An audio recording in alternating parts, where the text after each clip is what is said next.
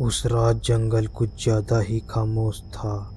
हवा चल रही थी, लेकिन पत्तों की आवाज़ तक दब रही थी, जैसे पूरा जंगल किसी अनहोनी का इंतज़ार कर रहा हो। राघव तेज कदमों से कच्चे रास्ते पर चल रहा था। शहर से निकलते वक्त उसे अंदाज़ा नहीं था कि अंधेरा इतनी जल्दी घिर आएगा। मोबाइल की बैटरी लगभग ख़त्म हो चुकी थी और नेटवर्क कब का गायब था। तभी अचानक वह रुक गया, क्योंकि उसके सामने एक बहुत पुराना बरगद का पेड़ खड़ा था। इतना विशाल कि उसकी जड़ें जमीन से बाहर निकलकर सांपों की तरह फैली हुई थी। चांद की रोशनी उसके पीछे से आ रही थी और उसकी परछाई कुछ अजीब सी लग रही जैसे कोई खड़ा होकर उसे देख रहा हो।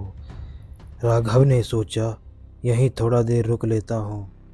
वह बरगद की एक जड़ पर बैठ गया। हवा ठंडी होती जा रही थी और तभी उसे महसूस हुआ कि कोई उसे घूर रहा है। उसने घबराकर इधर-उधर देखा और जोर से पूछा, कौन है? लेकिन जवाब में सिर्फ खामोशी मिली। तभी अचानक बरगद के पीछे से एक हल्की सी हंसी की आवाज़ आई। राघव का दिल जोर से धड़क उठा। आवाज़ किसी औरत की थी, मीठी लेकिन बेहद ठंडी। उसने फिर से पूछा, कौन है वहाँ? तभी एक लड़की बरगद के पीछे से बाहर आई, लाल कपड़ों में, खुले बाल और बिल्कुल शांत चेहरा। राघव ने कांपती आवाज़ में पूछा, तुम यहाँ अकेली क्या कर रही हो? लड़की हल्की सी मुस्कुराई और बोली, अकेले तो तुम भी हो। तभी राघव की नज़र उसके पैरों पर गई और उसकी सांस अटक गई, क्योंकि उसके पैर जमीन को छू ही नहीं रहे थे। उसने डरते हुए पूछा, तुम कौन हो? लड़की ने बिना पलक झपकाए कहा, लोग मुझे भूतनी कहते हैं। भूतनी धीरे धीरे उसकी ओर बढ़ी और बोली, डर क्यों रहे हो? मैं हर किसी को दिखाई नहीं देती। राघव ने पूछा, फिर मुझे ही क्यों? भूतनी ने बरगद के तने पर हाथ रखते हुए कहा, क्योंकि इस रात तुम भी यहाँ फंस गए हो, बिल्कुल मेरी तरह। रात और गहरी होती जा रही थी। चांद बादलों में छुप रहा था और जंगल की खामोशी अब बोझ बन चुकी थी। भूतनी ने बताया कि वह इस बरगद से बंधी हुई है और रात खत्म होने तक यहीं रहती है।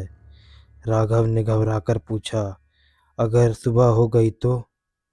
भूतनी की आंखों में दर्द झलक आया और उसने कहा, फिर मैं गायब हो जाऊंगी और तुम भी।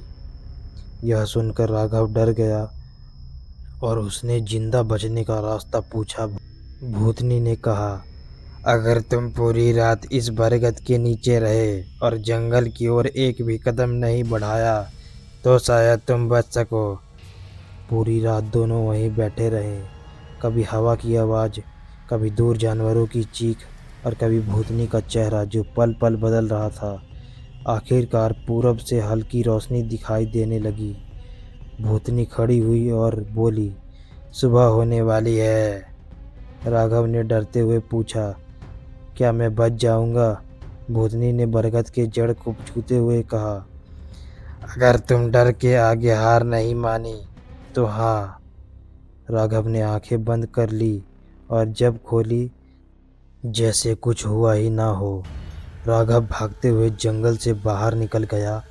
लेकिन आज भी कहा जाता है कि जो भी उस जंगल से रात गुजारता है, उसे बरगद के नीचे से एक आवाज़ सुनाई देती है, इस रात तुम भी यहाँ रुकोगे।